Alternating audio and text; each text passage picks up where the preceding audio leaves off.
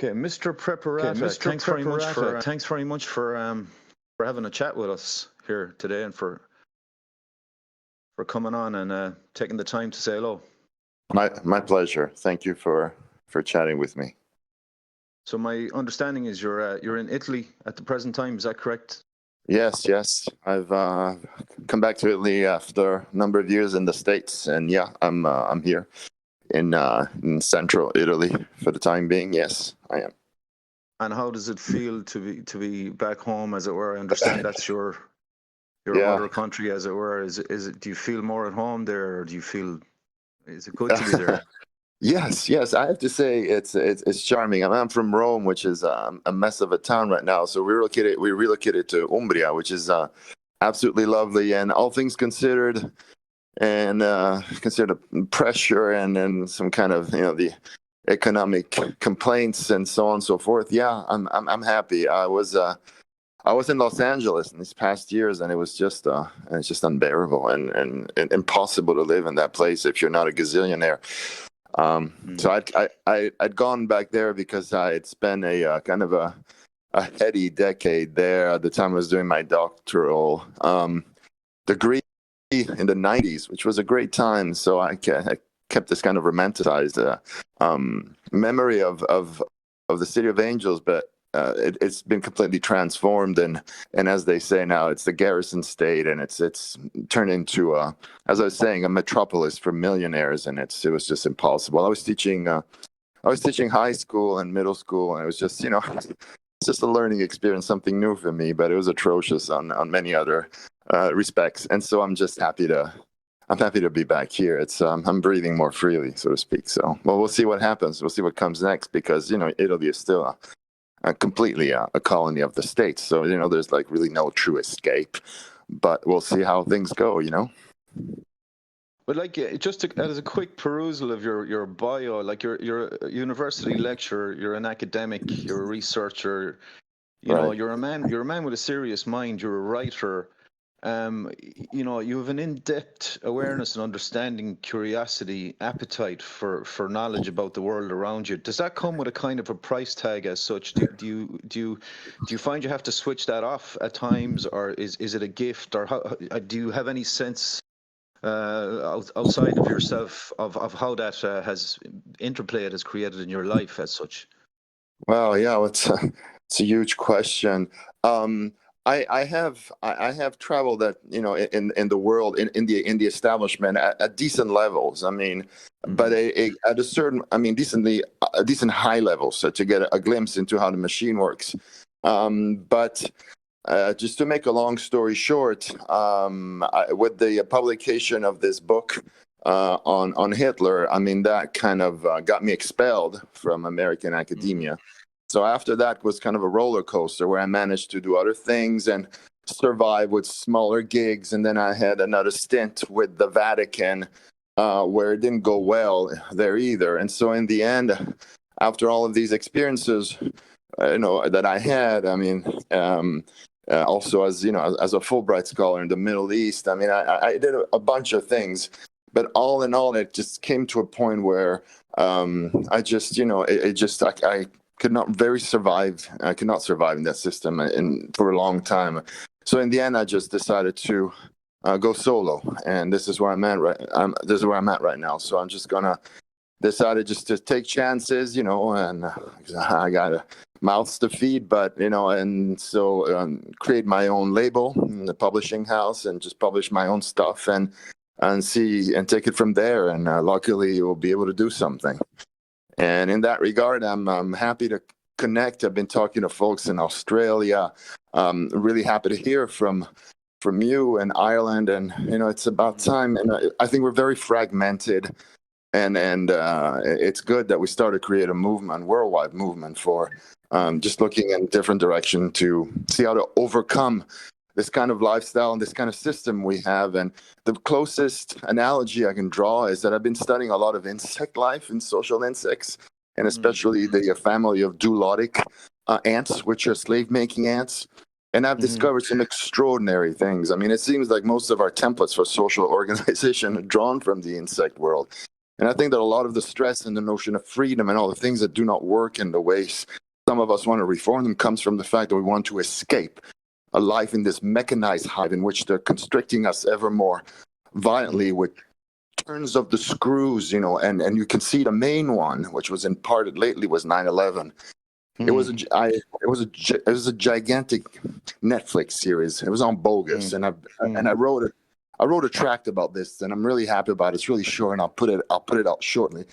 Now they've got the virus and so on and so forth. But for us, I think in our yearning to evade this, it's very much, I think we are of the social insects that most approach the kind of anarchistic group that people like us, and I presume you are. It's the freer types are like spiders that live on the web in looser organizations. I guess it is for us. We're trying to escape the hive, and this is how I see things right now. Are we naive, Guido, to have that instinct, this kind of inner kind of appetite for escape or for freedom? Are we being naive or foolish, or are we daydreaming? As the man said, in the gutter, looking at the stars. Is this Is this the Santa Claus or the Tooth Fairy for us to be thinking in this way? Or are we completely underestimating the machinery of the hive, as it were, and how complex and how sophisticated and how omnipotent it is? That's a difficult question. I think we woke up, and I think we've completely realized. I think we're not naive. For my part, when I wrote that book, I was in my 30s. I was very presumptuous. And I thought I was invincible. I was just a young shithead who decided to wage this battle, thinking that he's going to put a book out there, and then everybody's going to rally to his banner. I find myself completely alone and got my teeth bashed in. So I learned a lesson. So I think we know what we're facing, and we know that you can't take it on with your fists, because you're gonna get bulldozed. But on the other hand, through this realization, I think we woke up. I mean, we realized. So daydreaming, we got to daydream, because if we don't daydream, then we have to. It's either or. I mean, you fit in the matrix, and you just stay put and shut up. But if you don't want to do that, it means that there is a yearning that comes from an awakening. And I think we all realize how powerful the system is. There's no doubt about it. What we haven't realized yet is how to get organized. At this point, the system looks upon us and laughs and is relieved, because we're in a sorry shape as a resistant movement. But it need not be so. I suppose for anyone listening, I should give a brief summary of your book, Conjuring Hitler, which you wrote in 2005, actually. And the book is, for anyone really who has even a cursory knowledge of the history of the 20th century, the books, what we were taught in school is that World War II was about good guys and bad guys. And the bad guys lost and the good guys won. And it's as simple as that. However, your book, Guido, essentially says that the good guys created the bad guys with a view to achieving an objective, which was the eventual obliteration of Germany and any kind of imperial competition to the forthcoming power structure, or any type of competition, as it were, in the Western kind of power block, that there was going to be no competition. So essentially the book states that through the Versailles Treaty, through the course of 2 world wars, that Germany was collapsed economically, that the conditions were, the damp conditions of rust of the far right movement were created. There was funding going in behind the scenes into the National Socialist machinery, etc., and that the entire movement was essentially moved by a puppet master at the top.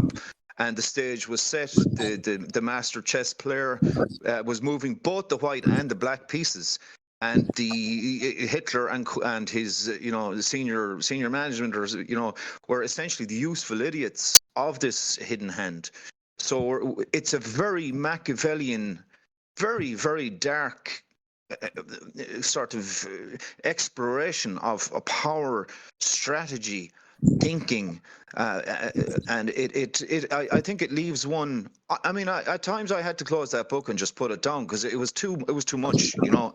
But in the one sense, I had the sense that, you know, when your television years ago, when the static would come on the TV, and the unit wasn't working, possibly it was the aerial, but at once you hit a bang on the telly and the picture came in perfectly clear. So that was the sense I had upon reading your book. Thank you. It's a flattering image and everything you said. Yes. I take my vision of things is, you know, I remember once there was this person and that just told me that, you know, at night, these, you know, they would want to watch Netflix just to sit down and see the good guys kick ass. I cannot think of a more distant way for me. I watch shows to see, you know, the dark side of me, of any human being, of how far you can really sink. That's the only thing that really interests me. And yeah, in my book there are no heroes. It's one devil worse than the other. There are no heroes. There are no heroes. The heroes are faceless people who have been bulldozed anyway. You never hear of them. There is no such thing as history. We don't have history. We have chronicles. We have chronicles written by people in different positions of power, and that's that. And you have to reconstruct as best as you can. I can safely now say, after everything I've done, not that I'm that old, but old enough to realize that every single textbook, every single history book is just a pile of crap. I mean, there's not a word of truth in everything. And we have to rewrite everything I touch. Be it, you know, the history of Italian unification that we studied in middle school. I mean, it's just, and I cannot imagine it must be like this for every single country. And so I decided to touch this one thing, not because I was really interested in the Nazis per se or Germany. Well, as a European, I was, but not so much. It was more for me a question of, you know, they got this myth, you know, this mythography of defeating the Antichrist. And it's not even so much about defeating the Antichrist.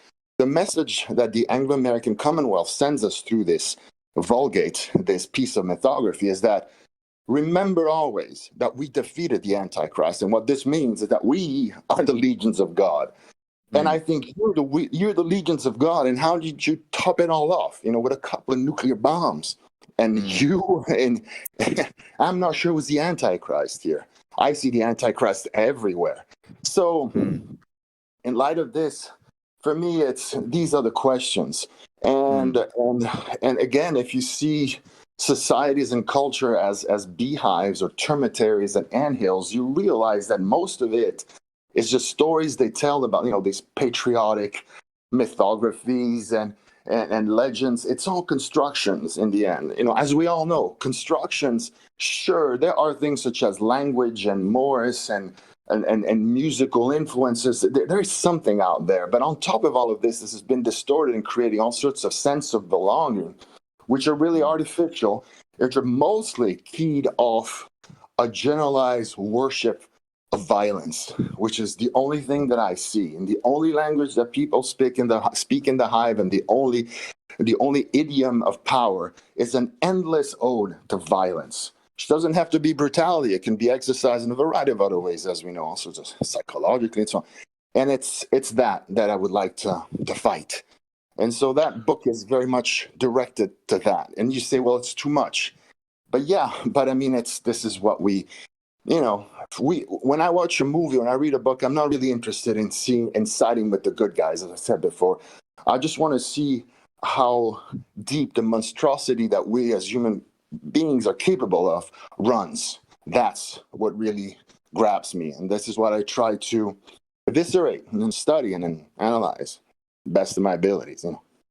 Well, if we are sort of creations from a chaotic void of energies swirling around, constructive and destructive energies, and our civilization is an edifice we have created that we cling to, like, can we escape violence as such? Like, and can, you know, or to phrase the question slightly differently, if you and I in the inverted commas movement who have realized these things now and are awakening, and we're using all these benign terms, we eventually identify our enemy.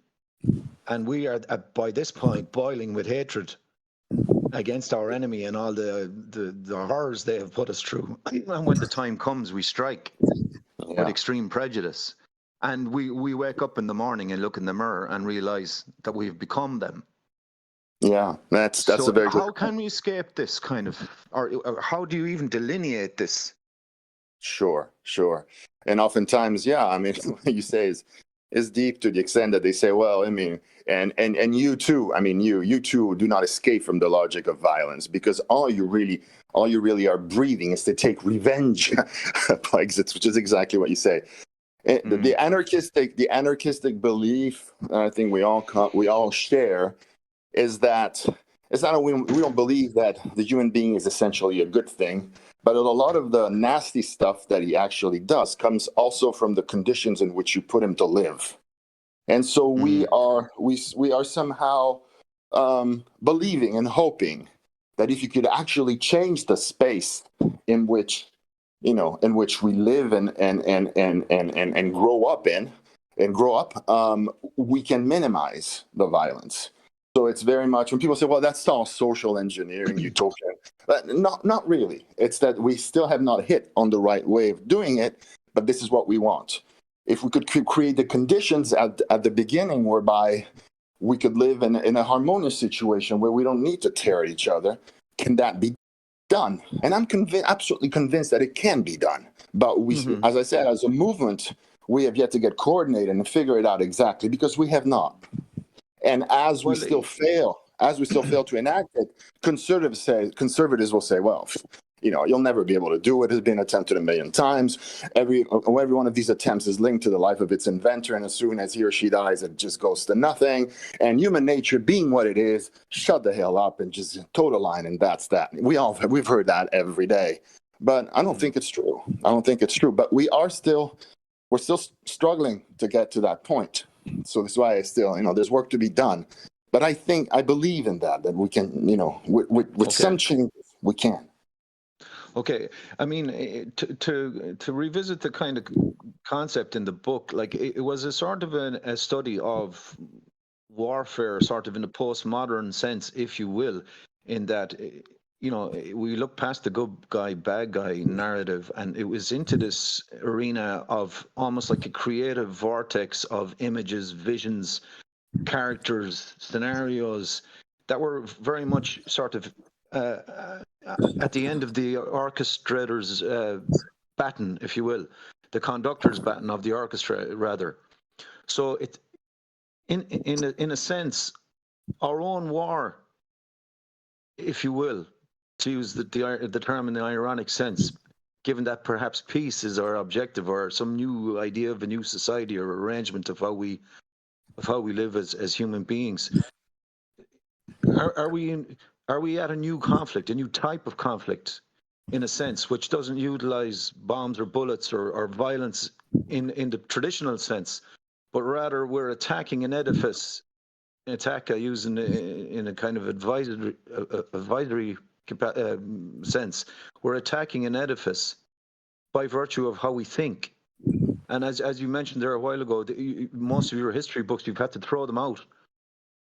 So in a sense, in this kind of postmodernist sense, we can use this world to our advantage, in a sense, in that we can think creatively and literally construct, in the absence of an actual reality, a consensus reality. In the absence of that, we have the advantage of being able to create a reality, as it were, and to reimagine our past, reimagine who we are, redetermine where we went wrong, and re-prescribe what direction we want to move forward on.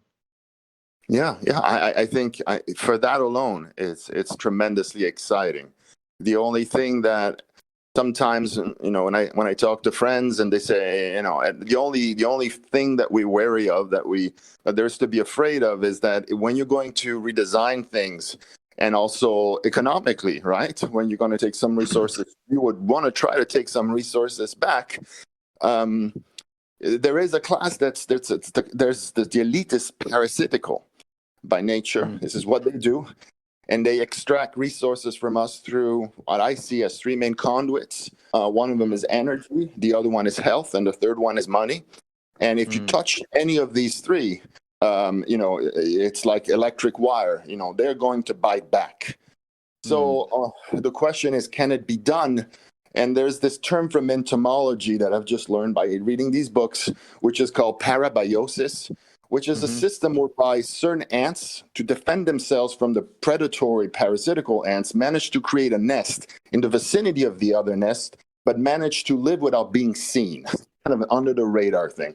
Whoa. I mean, just a variety of situations that it happens in the insect world is amazing. I had never ventured there because I find insects gross, but I have to say, once I start studying their social and societal arrangements, I was just blown away. And I'm going to write about all this just to share how mesmerized I was. So can we apply a parabiotic, something? Can we create a system under the radar where we can get a little bit back to us without them noticing? I think it's very hard. So we are correctly feeling a little pressure because, on the one hand, even a book like mine, which is an indictment of modern system of powers without compromise, shows. But not that we needed my book to know this, the kind of meanness we're capable against each other. So, can we do it with as little friction as possible?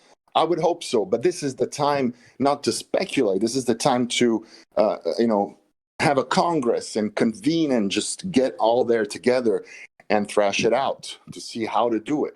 This is not a time for gurus to venture in their own reveries. This is the time for us to get together and just say, just figure it out. Well, if I'm to put on my Machiavellian hat here, Guido, and I'm listening to you speaking, and I'm plotting against you straight away, right? Okay. And I know that Guido and Guido's friends are thinking in this manner. So what I'm going to do is I'm going to create and lead a movement which will play right into your ambition. And you perhaps will join it with great kind of vigor and kind of vision and energy. But you won't be aware of the fact that I, your enemy, am leading said movement. So I'm kind of speaking hypothetically here, but the reason, I mean, we have examples from history where there's been sort of grassroots movements many times. I mean, very close to home here in Ireland, we've seen it where movements have been intercepted, they've been controlled from without, they've been led by the enemy, as it were, to use that term again in a subjective sense. So how do you begin to think of common communication and sort of a common movement? How would you consider how can that ant colony live outside the colony without being seen as such and without being led and maintain an independence? Like, is there any hope for that as such? We won't know. I know what you're saying, and yes, the RRA and God, you only have the Brits next door. I mean, would you know? And I've read, infiltration, fake movements, and yes, when I did my criminology thesis, I did it at Cambridge. Imagine that, and I wrote about the Italians because we've had 10 years of unspeakable terroristic tactics. I completely agree. We won't know until we start doing it. Will there be infiltrators and people try to sabotage us if we start to get some traction? Of course, but it's worth trying, right? Of course. Well, yes, I think it probably is. Well, I think we may get to the point where we may not have any option but to try, if you know what I mean, because, come at the hour, come at the man. We won't be doing it for fun. We'll be doing it because we have to do it as such, because I agree. I think my own opinion, it boils down to a delineation of your inner self in relation to the world. So there's some part of me or you that drinks a cup of coffee in the morning. Or, I see you play a bit of guitar. I play a little bit of guitar too. We want to have that space of selfhood, but at some and our the people we love around us, our family, our community, etc. We want to have that extension of that external world in harmony with who we perceive as our inner self. But that inner self may be encroached on eventually by the machinery of the system, the outer world.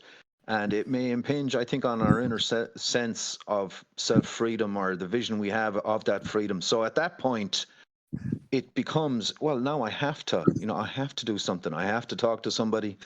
I'm going to have to read a book. I'm going to have to write something online. I'm going to have to reach out and connect to people, and to see, sure, to express this inner feeling I have, and to to flex it and to harmonize it with other people, and see that, I'm not insane.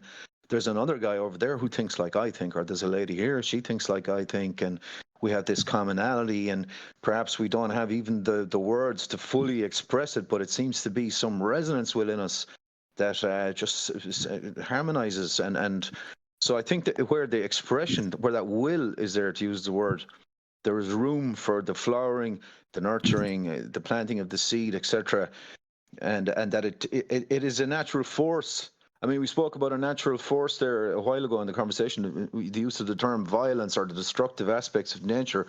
But if things are in harmony and balance, then there must be a corollary or an opposing force as well, and that seems to be the one that we're more focused on, because our life force, our energy, our tribal history, everything to do with us eventually must have been the summation of the positive forces. Otherwise, we would have been destroyed completely long ago.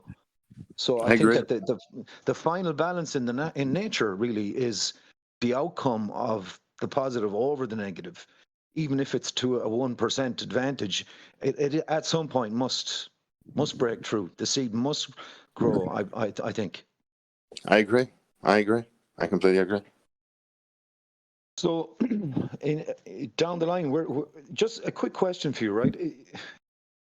Your book begs the question, Conjuring Hitler, and of this idea of a unipolar power structure. So, in your view, in the world as is now, do you have the sense that we're dealing with a power structure that's unipolar, that's above nations as such, that is the summation of economic power and post-nationalist power structures? Do you think there's only one system, one power structure? Do you have that sense? Is that or is that Yes. Yes. Yeah. you do? No. I mean, yes, completely.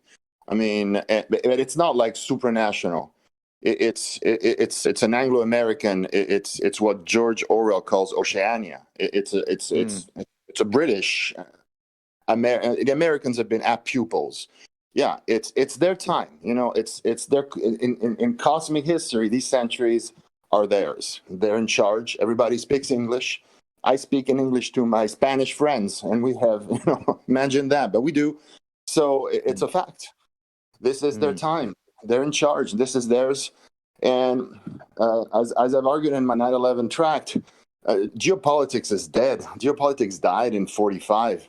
Even when you study the history, as I related about the Russian Civil War, that brought into being the Soviet Union, you realize even then that Great Britain is so far ahead of everybody in this game of strategy and power. It already had all the pieces then. I wouldn't even say, not even 1945, even before then. It's like, even in Russia, I cite this example, nobody at the time, big stakes, right? It's half the world. And you have these white guards fighting the new Bolsheviks, and all sorts of forces are being deployed. There's the Americans, the French, and the Brits all over. And nobody moves without first ascertaining where Britain is and what Britain says, starting with the Russians themselves. And then there's still people nowadays who root for China and Russia as a bulwark against the Anglo-Americans. I mean, are you out of your mind? Everything, they own every card in the deck. So much so, as we can learn from Orwell's, most important 1984 book, the book inside the book. The guy was linked to British intelligence, so he knew everything was true.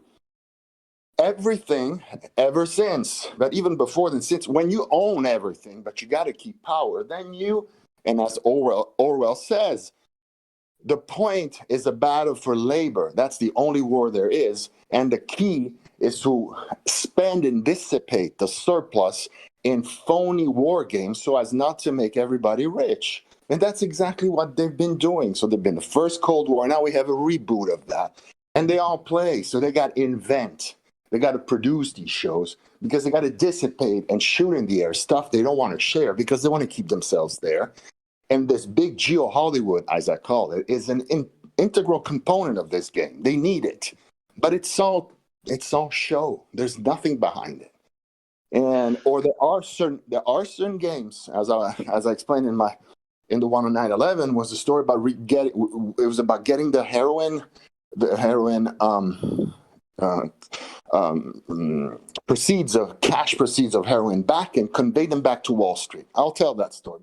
But that was one of the various motives. But on the surface of that, it's a giant show. And the first Gulf War was another. It was televised events just to, just as Orwell said, have this never-ending conflicts between these blocs that all are complicit, because every piece of real estate is already owned. And that, to me, includes Iran as well. Everybody's, the virus was against, COVID was engineered to intoxicate the Iranians. I think it's just complete nonsense.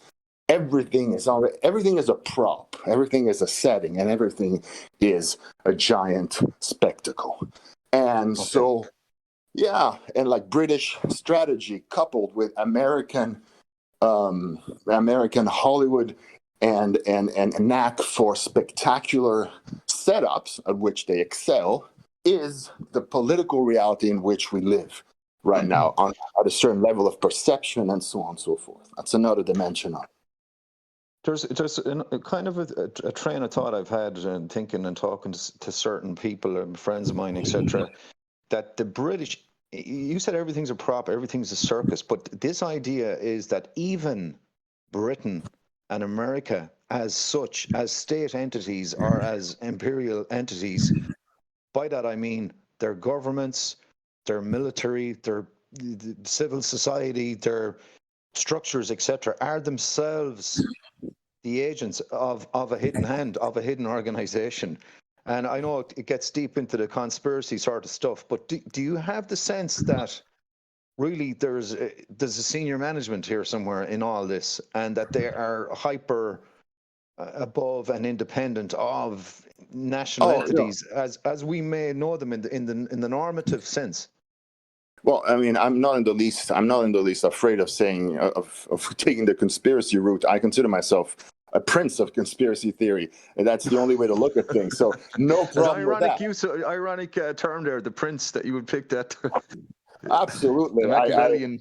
It's a badge of honor for me. But no, it's yes, I know what you're talking about.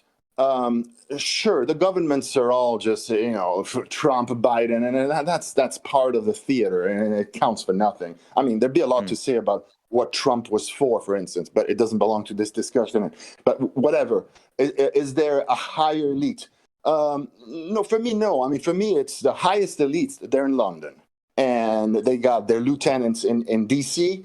and New York, and then they got their satraps and their vassals who do their bidding in the rest of the world. And that's plenty conspiratorial for all I care.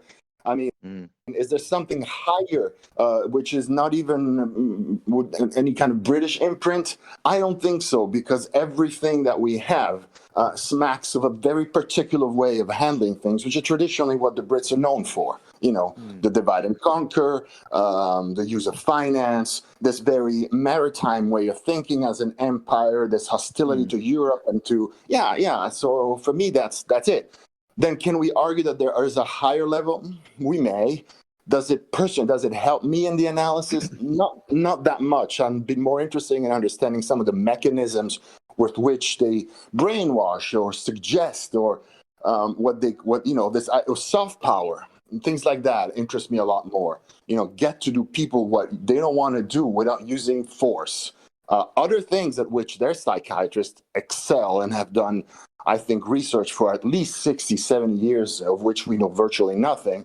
Those are the things that I think are really interesting. Whether there'd be another level, maybe, But does it really change much if we assume that there's yet another layer behind the British crown? I don't know. Maybe, maybe not. Well, I asked the question in the sense of what is the will or the vision of the power structure. So if we've answered question A, is there a singular power structure at play after 1945? And we come to the conclusion, yes. The next question is, what is the vision of that power structure, i.e., what is their 10-year plan, 30-year plan, 50-year plan? Where do they want to move into the future? And with reference to things like transhumanism, Sure. data, power, energy, social organization, to go back to your interest in the ant colony, what do they see as the Yeah. ultimate expression of their modernist, postmodernist, and futurist? How do they Yeah. want that ant colony to be shaped? Yeah. Yeah. Well, it's a big question. That they, I think they're interested as always in it's a critical question, and I've always asked myself in these terms. I always thought that by now the elite has so much control over everything that it doesn't need to engineer any other kind of crazy spectacle like 9/11 or the virus. But I'm wrong. But I am wrong because it does. So I've been putting this on the table. There are some indices out there that they look at, which tell, like gauges, which tell them when they need to act or if they should be satisfied with what they've done or not. And apparently, in these last 25 years, these gauges have been telling them that they're not doing as well as they want to. And I admit my ignorance. I do not understand why. Because for me, as I said, I thought, well, they have everything and that they can relax. It's done. Well, it's not. So you're right. So my answer to that is I don't know exactly. Possibly, well, obviously they're not happy. One thing for sure, and this is a cliche of certain conspiracies, but it's a cliche, but I don't disagree with them. There's no doubt, the usual Malthusian agenda. No doubt that that's true. They don't know what to do with us. For their viewpoint, there's far too many of us. Now, how they're going to get rid of us, I'm not sure, but they will. And there's just, when you say, for instance, in Italy, Spain, youth unemployment is officially, which means that, they're rigged, so you got to double them, but officially at 50%, it's just telling you that you have this massive new graduates that you might as well, put them in the grinder or dispose of them, because it's like, it's society is telling them, I don't know what to do with you. So, and so all these kids are finding jobs in the UK, in Canada, or the States, or Germany. This delirious situation. So there's that aspect. Another thing that I see, so drastic reduction of population. Social control apparently is not achieved by them. The virus seemed to be the best idea there is. That's the holy grail, right? But they dropped that for the time being. Will they come back with a new variant? I was convinced they would, but it hasn't happened yet. So I'm still confused, and I don't know what they're doing there. What I'm pretty much sure they're trying to attempt with this gender theory and the gender fluid story, they don't care anything about any of that. The rights of other sexual orientation. I think what they're really concerned with is the family unit, which I don't think they like, because even though they may control the family unit, they may also lose it. Because if you don't control the heads of the family, you use a unit of 4 people, and that's a big risk because apparently they want to control everything. And the other thing they don't like about family is that goods are divided in communistic fashion within families generally. And they don't like that either because they get to tell you how to distribute things. You don't tell them how to distribute things. So I think that this want to start to habituate us to the idea that the family will no longer be. So no more family, lots of units.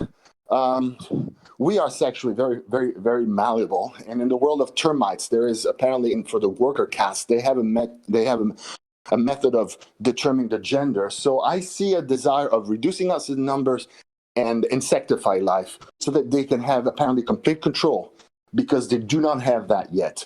What gauges they look at to tell them that they're still not where they want to be, I do not know. I wish I knew.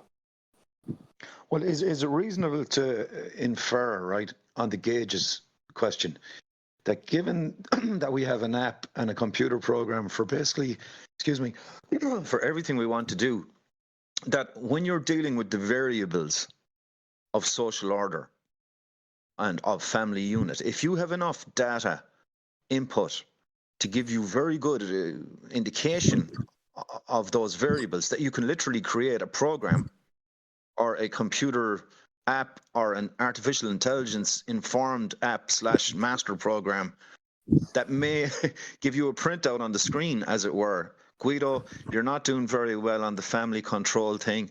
Okay, you got good feedback on your recent crisis, be it the health crisis, the terror crisis, etc., but you need to work harder on XYZ areas. So is it reasonable to infer that actually we may be at a point in history where these things are being monitored by technological means, computing means? Yeah. Oh, I think so. Or else, think of 9/11. For me, that was a watershed. Not the event per se, but what it did to the collective mind of the West was enormous. And even in the political, it was a psychological turn of the screw on. It was enormous. So again, and the question is, they had planned this for a while. So obviously, and again, they performance wise, they were not really satisfied with their performance. If we the dissidents knew what these gauges were, well, I'd pay good money to know. I mean, it would give us an insight for us to see what they look at, because it'd give us a clue. But I've been studying this for many. I should know, but I still don't. I rack my brain every day. I don't know. But there's no question they're not happy with what they're doing, or else they wouldn't be setting up these gigantic productions. Well, the latest, the COVID. I mean, they corralled 4 billion people in 2 weeks. It was amazing. I mean, hats off to them, right? Absolutely. But why? Why did they need this? Let me tease. I think that's a very important question that you're answering there, and like the why. Like if I go back to and I was never a great student in the university, but I go back to my early days of psychology 101 and B.F. Skinner and the rats running around the maze in the laboratory and basic behaviorism.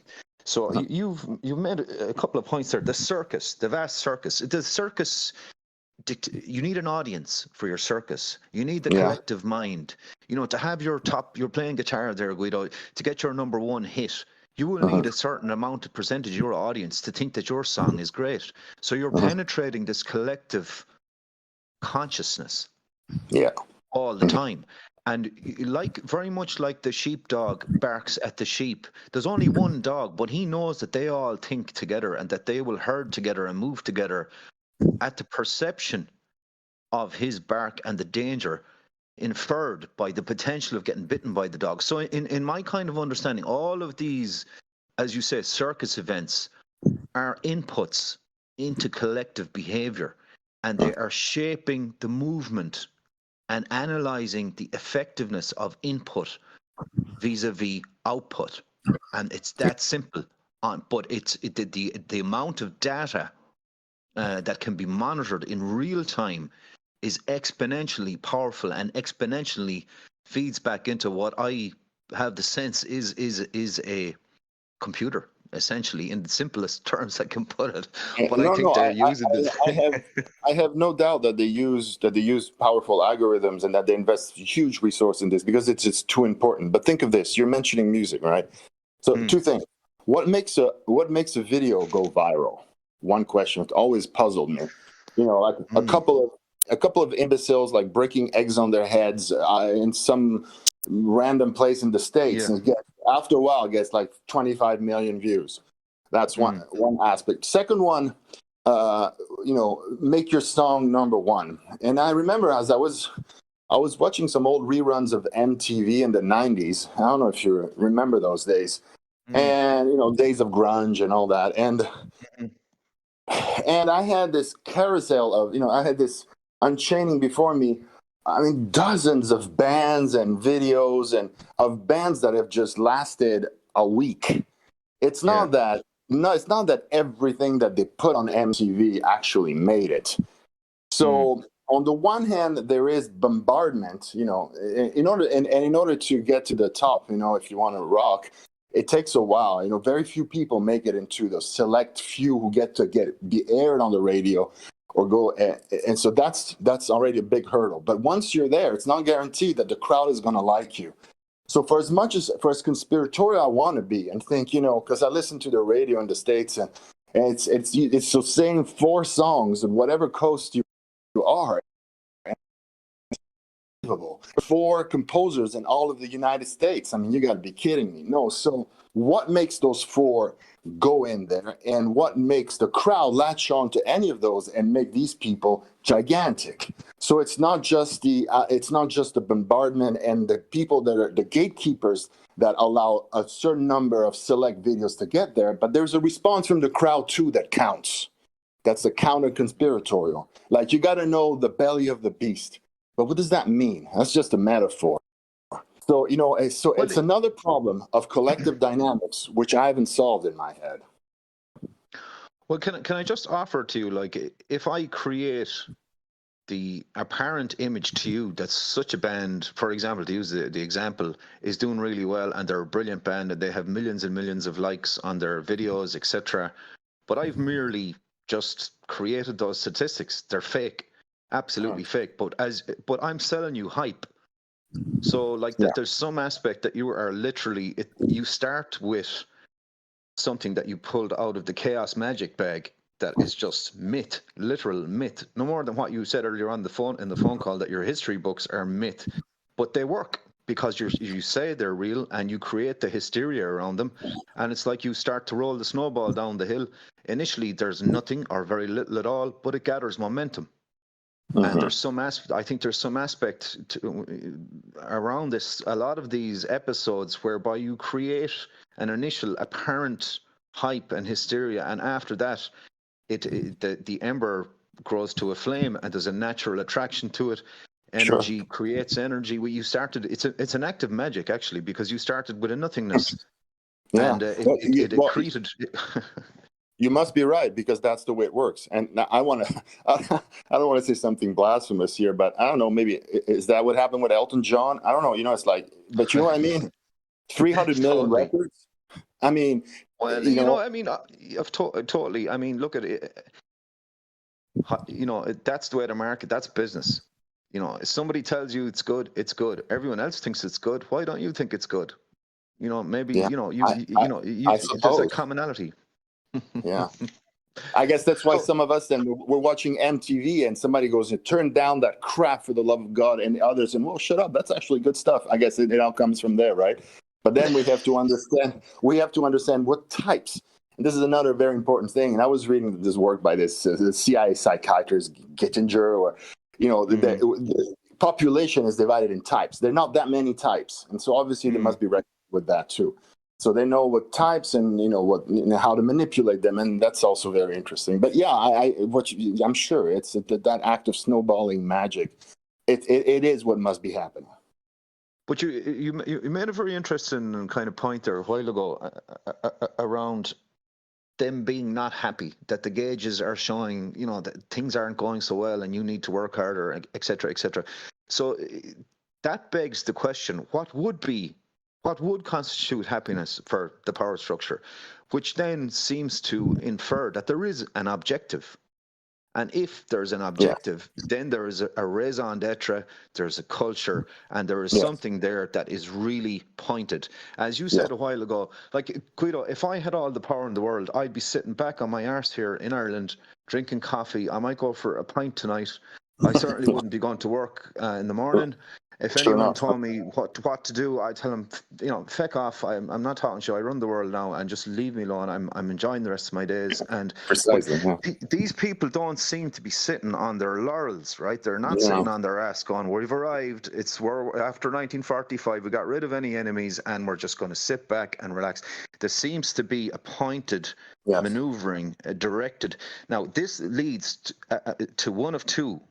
Either the sword of Damocles, that there is still some sort of threat to power, be it from us, the populace as such, or some other unknown entity, or B, that they have a pointed, directed vision of the future.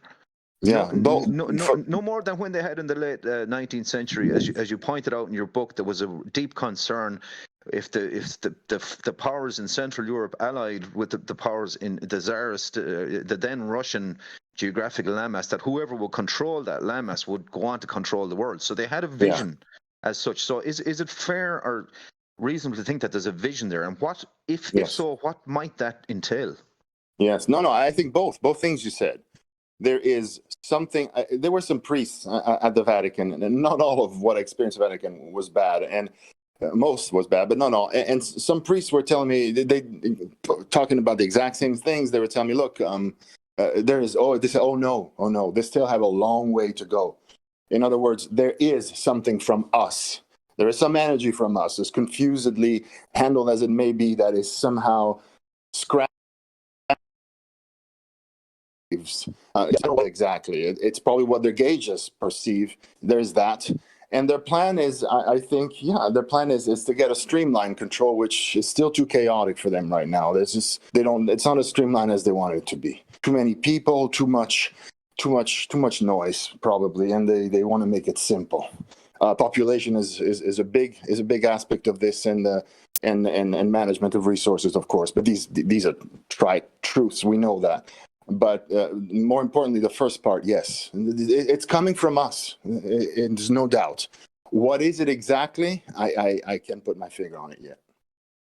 Okay, we've speculated here on the channel at various times as to what the objective, or what might be the scenario, as it were, with regard to the vision, if we want to use that term.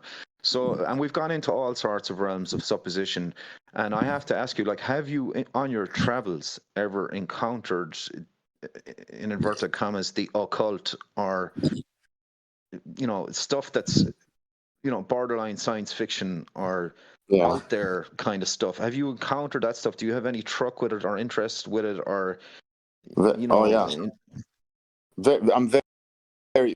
very, of course, like many of us, very intrigued by it, and I've come in touch. Let's just say a variety of times, and one is I've come in touch with one insider. I mean, this guy was a Mason, and how informed he was. There's no doubt that there are circles out there who manipulate information in a way that is beyond us. Yeah, I've seen it. And is it fair to say, back to their original point, and I think was the point of one of the main points of Conjuring Hitler, the book, was to do with deception and perception, and that and to do with all the circus act, as you say, that really deception and the manipulation of perception, i.e., magic, if you will, is very much sort of part of even though it sounds trite to say it, but it is literally pulling the rabbit out of the hat kind of thing, a sleight of hand, a trickery. And also, I have the sense that there's some aspect in math, and I know you have a background, your family in the kind of area of maths and physics and stuff, that there's some aspect of, by looking into nature or looking into the reality around us, that we have a creative relationship with that reality in how we perceive, and that we are literally, on some instances, creating the world around us, be that how we view information, how we relate to the society around us, that our mind itself, how we understand, is in this kind of creative relationship.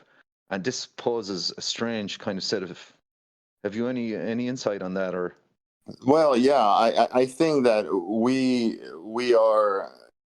the things are reversed on us. Those who, I mean, this is why the movie The Matrix had so much impact, because the first part of us being batteries in these pods is very much, it's very much where we are. I think, however, that the power of creation has been taken away from us. We've been put in the pods, and they are manufacturing it, and that's where the problem lies, I think. And it's getting out of the pod and taking it back is. It will be a difficult thing.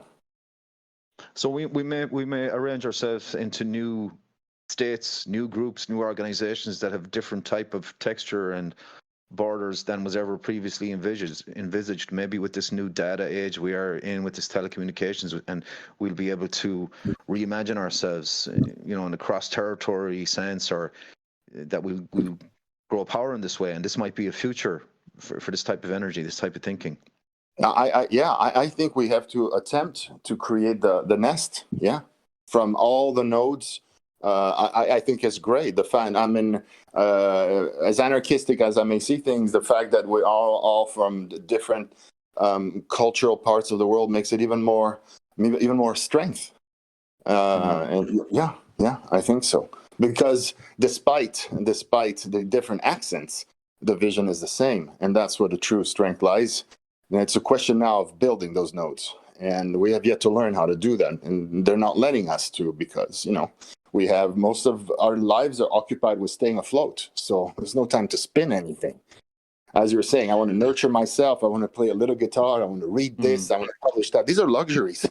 These entail time and leisure, and those are luxuries, right? So. And just, I kind of want to wind up the conversation, because I know you want to go to your guitar and you probably want to drink some coffee and, admire the flowers in the back garden, etc. My lawn in the back garden actually needs to be cut. And I can't cut it today. I have another excuse not to cut it because it's raining here. But just quickly, your thoughts on the crisis in the Crimea and the bear. Any thoughts on the blue and yellow there, the Ukrainian stuff, and Mr. Zelensky, and all this, prices of gas going up, etc., our televisions, or nuclear weapons being detonated, etc. Have you any kind of summary thoughts on that? No. I've taken a step back, because right now we'll have to see and with distance and understand what's going on right now. It's just this blur of trash TV and scaremongering. I don't know. I'm puzzled though, because as I said, I wouldn't have expected that they would have shifted from the virus to Ukraine and like that. I thought that they would have continued with the virus. So again, I'm not reading them very well. So no, I don't know. Well, I wonder if it's not any different, to go back to our guitar analogy. Like, you need a different number one hit every once in a while. You can't have the same song. a little bit of hard rock, and then techno, and then back to hard rock. Yeah, possibly. Yeah. I see what you're saying. Yeah.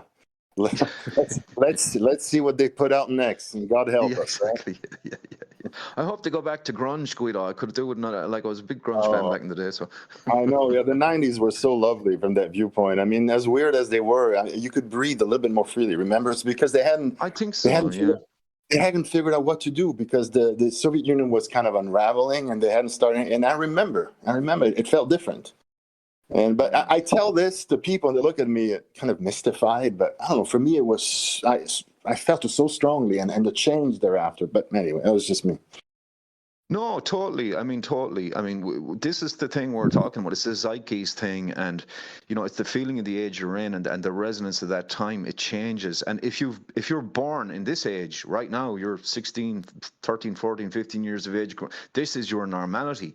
So you say, Guido, like, for us to express in the 90s, we're listening to cool bands, MTV. There was a feeling of, that things weren't quite nailed down. There was expression there, and they were like, "What are you talking about, man? What do you want? What? You know what I mean?" Yeah, they don't understand. I know, it's exactly that. I know, it's crazy. So I wish you all the best here from rainy Ireland. We are going about our 9 to 5s, and we're trying to live our normal lives and pay the rent and keep food on the table. In the back of our head, we're wondering about things. We're dreaming about things. We read Mr. Preparata's book, and we say, there's somebody else out there who thinks like I do. And maybe there's someone listening. If you think like we do, hang in there. We'll get there. And we're just at the moment starting to form, and who knows what the future will bring. So, Guido, I want to thank you. I want to wish you all the best. Thank you. I hope your guitar playing is going well, and God bless you. And take care. Thank you so much. Stay in touch. Thank you, sir. All right. Take care. Thank you.